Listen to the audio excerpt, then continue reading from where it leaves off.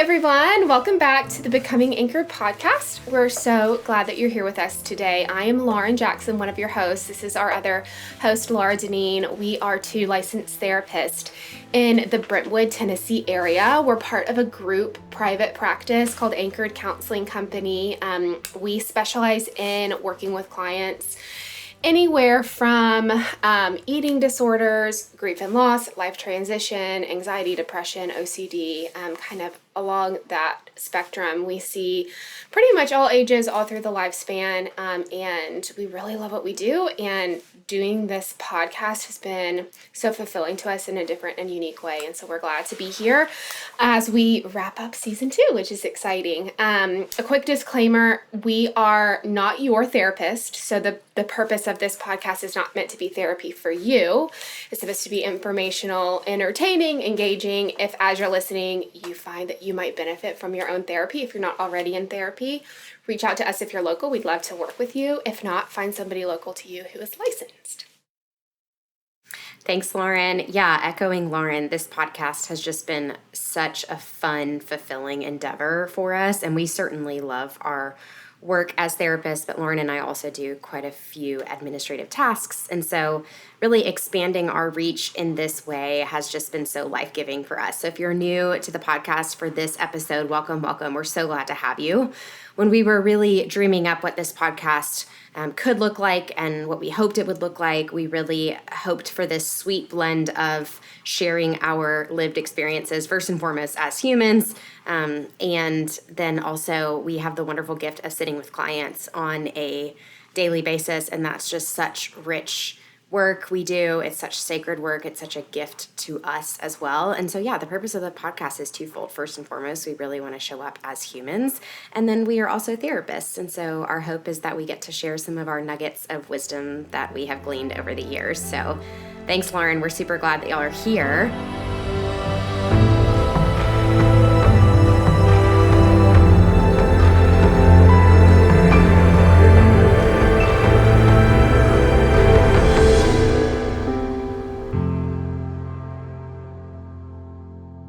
We have an amazing topic for today and an important topic, I think, and we were trying to really figure out what we wanted to talk about before the episode today. And we don't do a lot of planning for these episodes. We really want them to be conversational in nature and really raw and vulnerable and all the things. But yeah, Lauren and I were chatting in the hallway, and we decided to talk to you all today about how to reevaluate your relationship with movement. Another word for that is exercise. So that's what we're going to be sharing about today. So welcome. Yes, welcome. It is a big topic, and I think something that for a long time, I think in our culture has been maybe in ways like really trendy, right? Like a working out and having like this elaborate kind of exercise routine and sticking with it. Can kind of in some ways go hand in hand with diet culture, which we've talked about in previous episodes.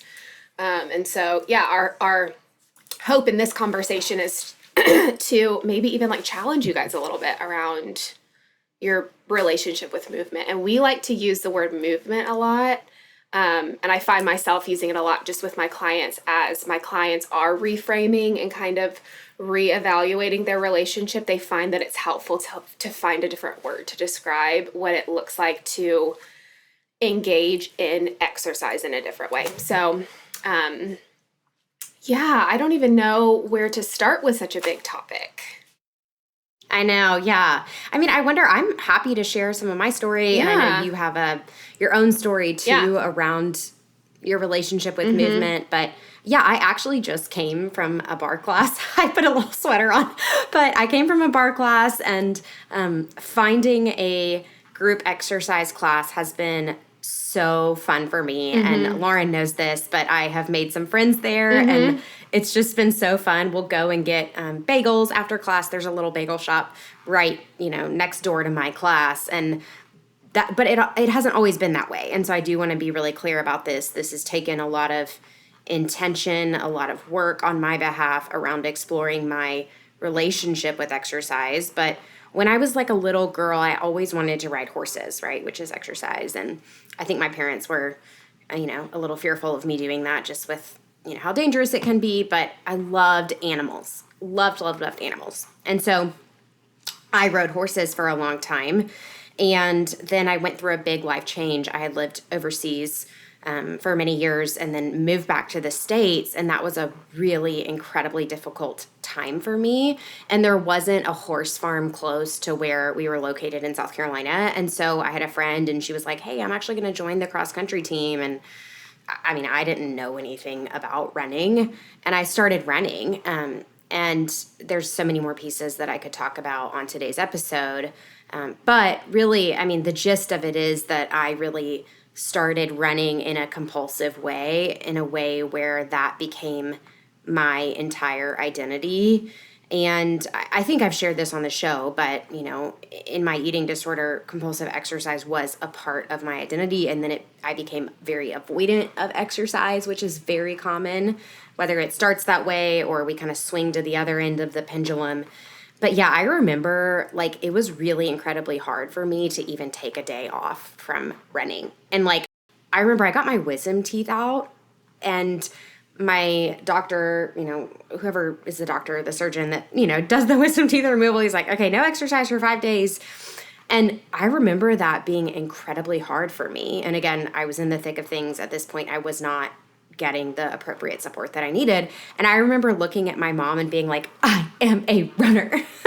And I was so committed to this. Yeah. And I'm chuckling at this, not making light of my struggles, but I've done a lot of the trauma work around that time in my life.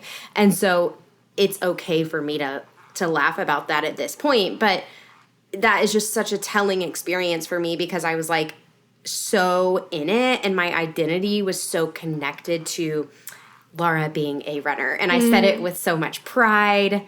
And looking back at that, I didn't know any different. So I know that was kind of a long, spiel, but that's some of my own history with exercise. And over the years, it's taken a lot of therapeutic work to get to this place of I can go to a bar class a couple times a week and have friends there. And that can be super fun for me and a part of my identity, but not my full identity. So yeah, that's kind of what I wanted to share to start out with.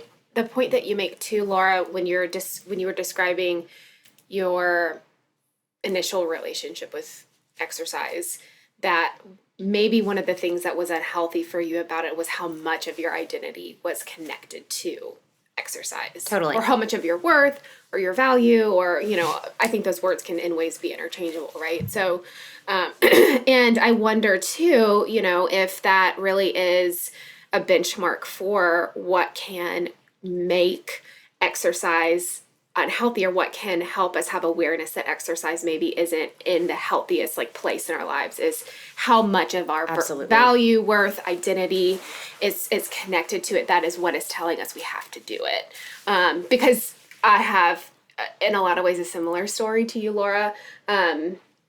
I was a ballet dancer for years and years. And I grew up athletic. I grew up, playing softball and soccer and basketball and kind of come from an athletic-ish family. So, we were always kind of moving and playing outside and whatever, which looking back to my childhood, my relationship with movement was really sweet and really healthy. And I didn't know any different as a child, thank goodness.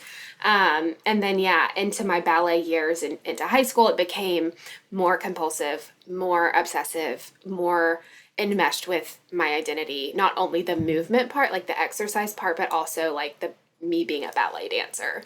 And so I have what you were describing, Lauren, a similar experience too, going from way over exercising, compulsively needing to move to kind of swinging that pendulum to avoidance of movement. And that can be problematic in itself in different ways. And so it's taken a lot of years for me to figure out where movement fits into my life in a way that is healthy and in line with my values. Yeah.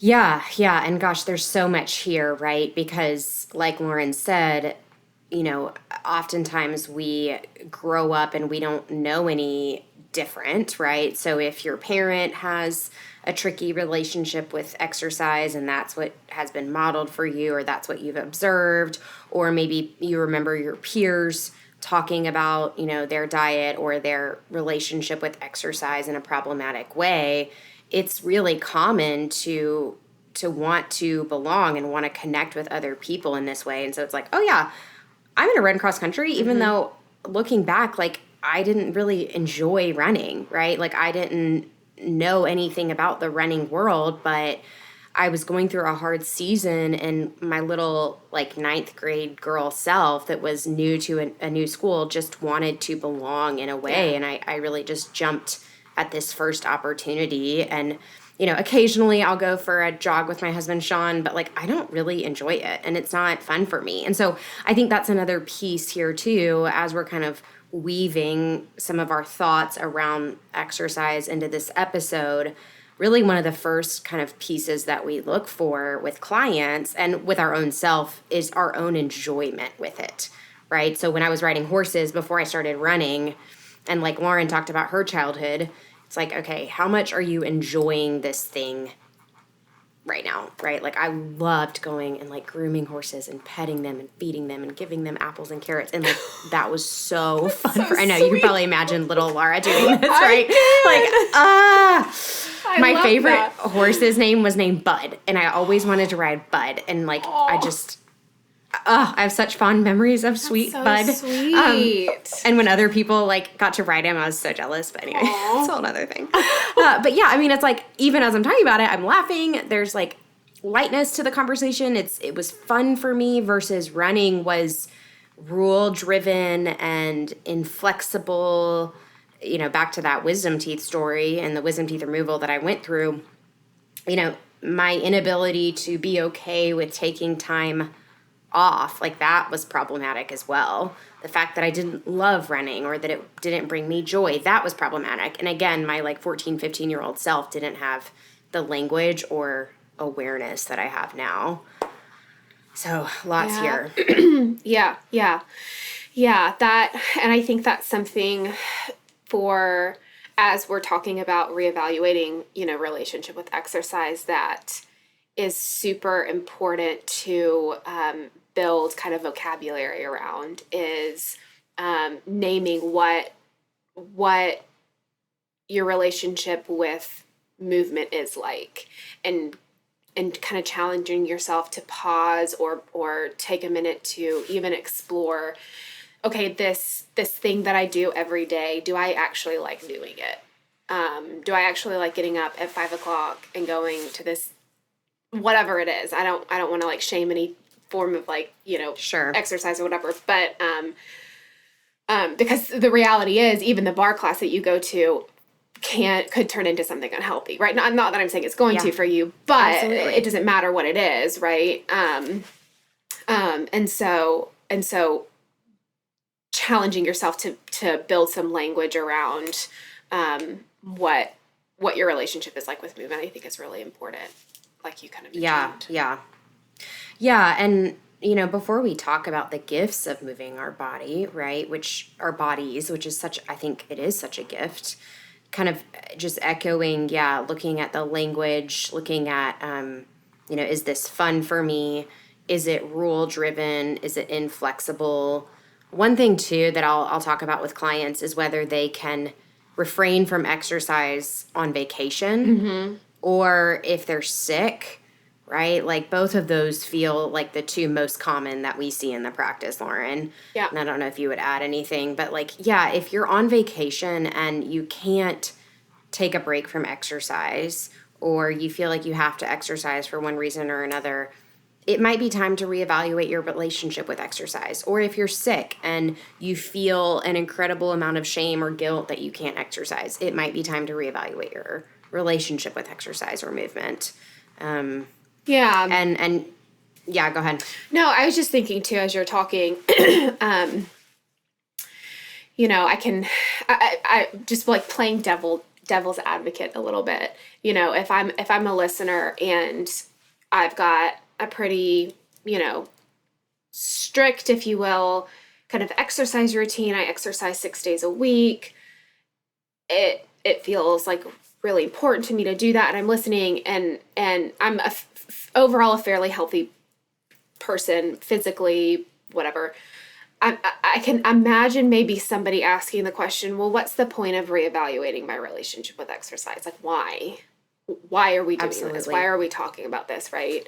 Because I can imagine a client asking me that, right? So I'm just like thinking through, because that might, that may be helpful or valuable for some of our listeners to kind of hear us talk through a little bit. And, I think the biggest thing, and maybe one of the things that we as therapists are paying attention to with our clients, especially like kind of early on in the assessment phase, is what are you what are you presenting with? What's going on in your life?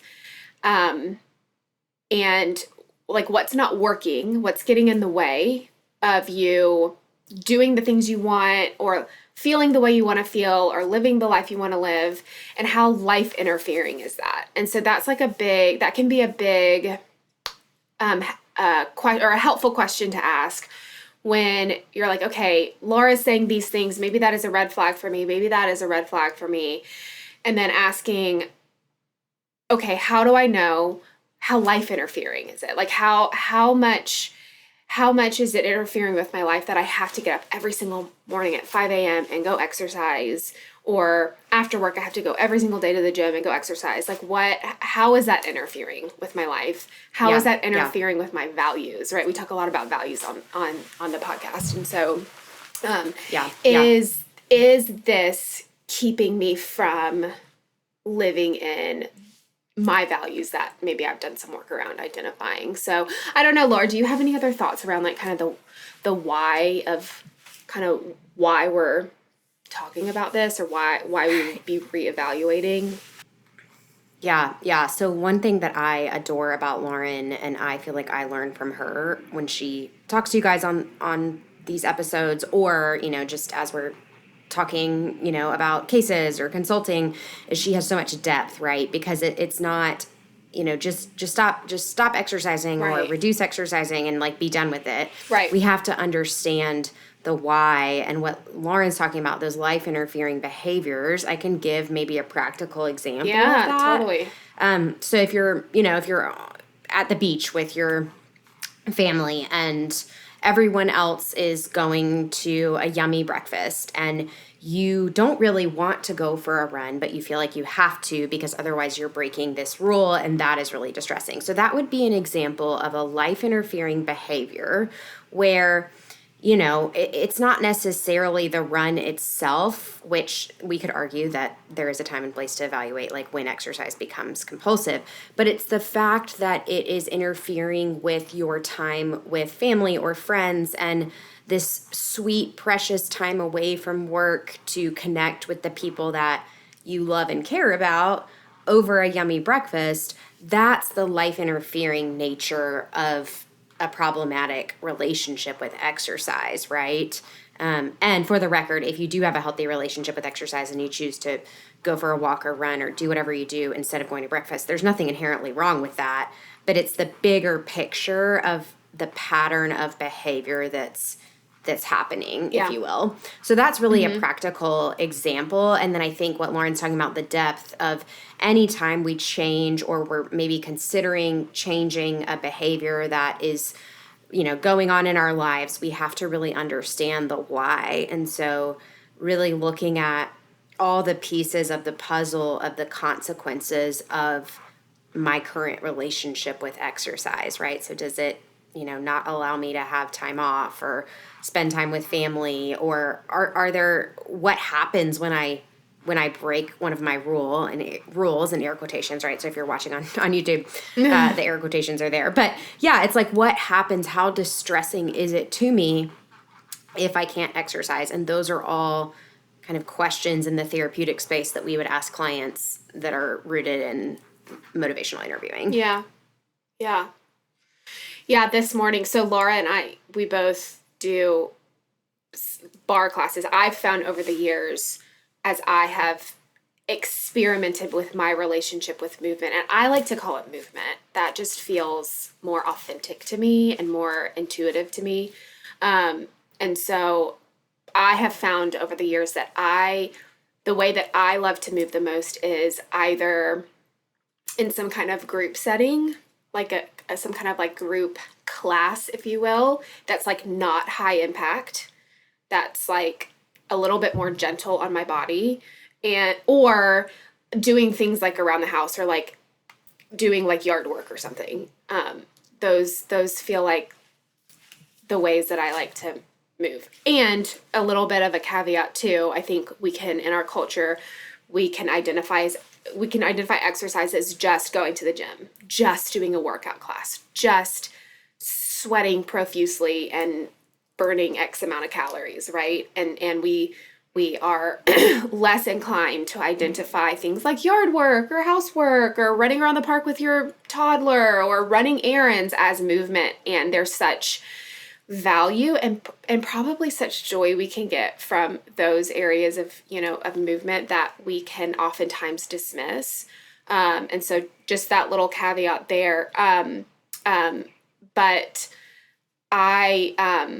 so we both take this like bar class, and this morning I had planned to go to a class, and I woke up and I kind of had a headache, and my son got up early, and we were on the sofa, and he was just cuddling with me, and I was reading my book and had my coffee, and I was like, man, I just don't want to go. Like, I don't want to get up. I don't want to go. I don't feel like it.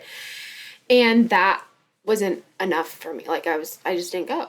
And so, I think that is such a gift to me as my relationship with movement has really evolved over the years, having that permission to not do something maybe that I had planned for movement wise, and for that to just be okay. Yeah.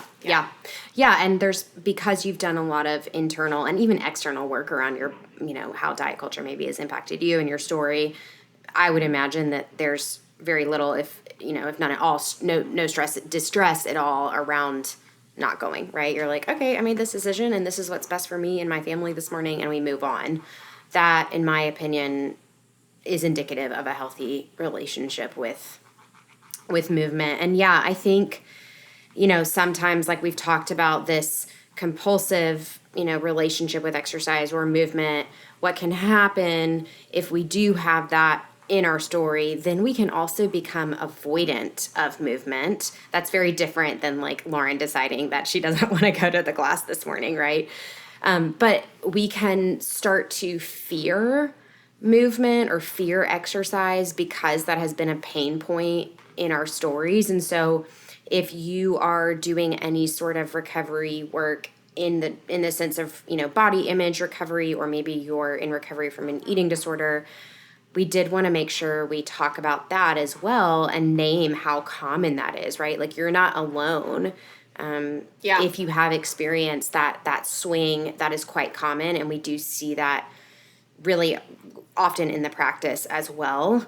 One thing that's coming to mind as I'm talking, I feel like sometimes, and nobody's perfect, right? But I feel like sometimes the messaging that can happen even within the eating disorder recovery space is that exercise is bad. Yeah. Or moving your body is bad. Yeah. And I think we're getting better, like as clinicians or as providers, at really honing in on the nuances of each client's relationship with exercise. But that is one thing that I have found, at least in my career, is clients will come to us and they're like, wait, I thought that I wasn't supposed to like exercise ever again. Mm-hmm. And so even I think within the eating disorder recovery space, we can get caught up in this black and white kind of belief system around exercise movement that is problematic in and of itself, because when we're moving our bodies in ways that are attuned and present, and we're able to take breaks and not do the class if we had planned for it,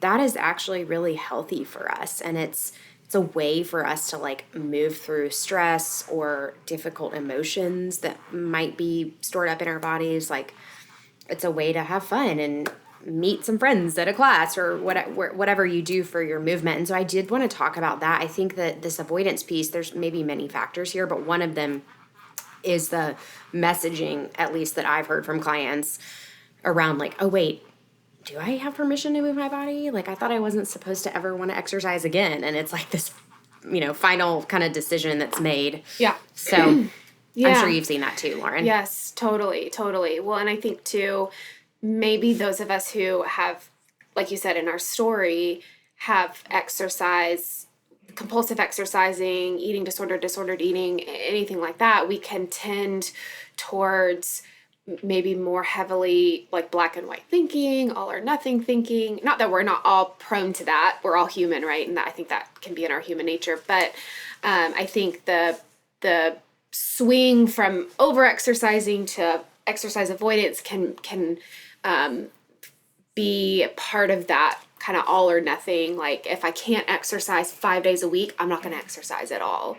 And so, that black and white kind of mentality or cognitive distortion can also be something to pay attention to and notice when that's like showing up for you, because that distortion can, again, kind of get in the way, be life interfering, keep you from living in your values, keep you from being attuned to your body, embodied, right? Listening to your intuition around what you need or what you want that day. So, because I think that's that's certainly part of what my experience was, kind of coming out of that high intensity, ballet world into real world, so to speak. I mean, it's a little bit of a la la land over there, but that's that's for another day. Yeah. Yeah. There's lots of things too here that we, could speak further on, if you will. There's some clients that have had a traumatic experience with their bodies or with a coach or with exercise in general, and they might benefit from taking a full break from exercise. And I've certainly recommended that to clients, and then resuming once we do more of the therapeutic work.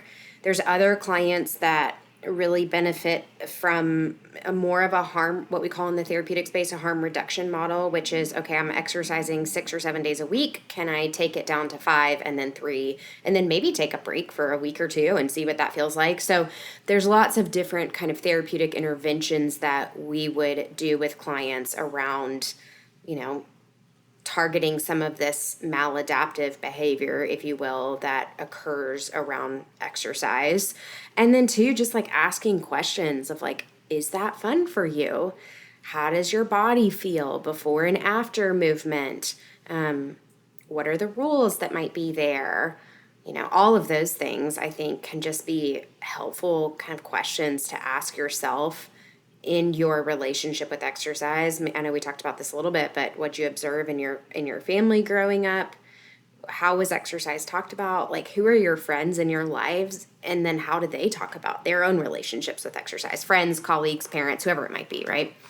So those are all kind of just questions for you all to start perhaps asking yourself and getting more curious about as you investigate your relationship with exercise. Yeah. Yeah. Well, and just like,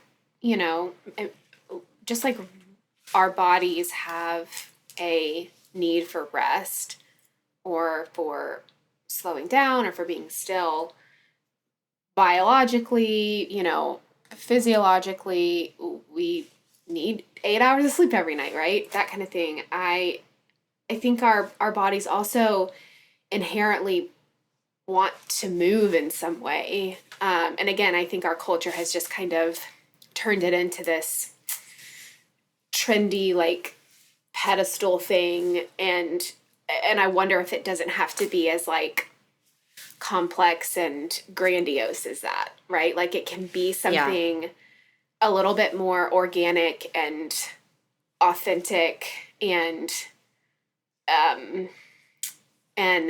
personal or than I think what culture has made it out to be. And I know that can be such hard work to do, kind of untangling ourself and our stuff from all the things that culture tells us about who we should be and what we should be doing and what we should look like and all of that. And so I get that.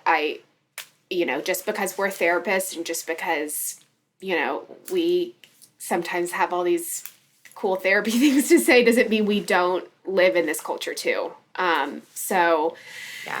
Yeah. so yeah, I wonder, you know, what it could be like for all of us to just bring this idea of movement down from this like pedestal just back down to earth and exploring it from like that lens a little bit more. Yeah. Yeah. Yeah. Well, maybe that can be our listeners' homework. When Yeah. you said pedestal, the word that came to mind for me was like this performative, role-driven thing that we start. And it's so interesting. We do it with so many things, right? Not just exercise, but our culture is good at taking something that is meant to be joyful and a way to connect with ourselves and others and kind of twisting it. Yeah. And so I love that. Maybe our listeners can take that as homework, right? Yeah. Like, yeah. I mean, you know, I think just this kind of overarching idea of reevaluating, right? Like I want to challenge everybody maybe just to like take some time over the next few weeks just to pause and to, maybe it's through journaling, maybe it's just through like thinking kind of in your own mind, maybe it's like talking with a friend or a partner or whatever about just like about your relationship with exercise, how you exercise, why you do it, what motivates you, what maybe are some rules that are a part of your, you know, exercise experience. What language would you use to describe your relationship with exercise? And then is there anything about it that maybe needs to change? Yeah. So it's twofold. I love it. Yeah. And I mean, there's a couple different affirmations that are coming to mind, I guess, depending on where you are on your journey today. I mean, I think first and foremost, just like an abundance of kindness for you. So just this idea that I give myself kindness and self-compassion as I'm exploring my relationship with movement.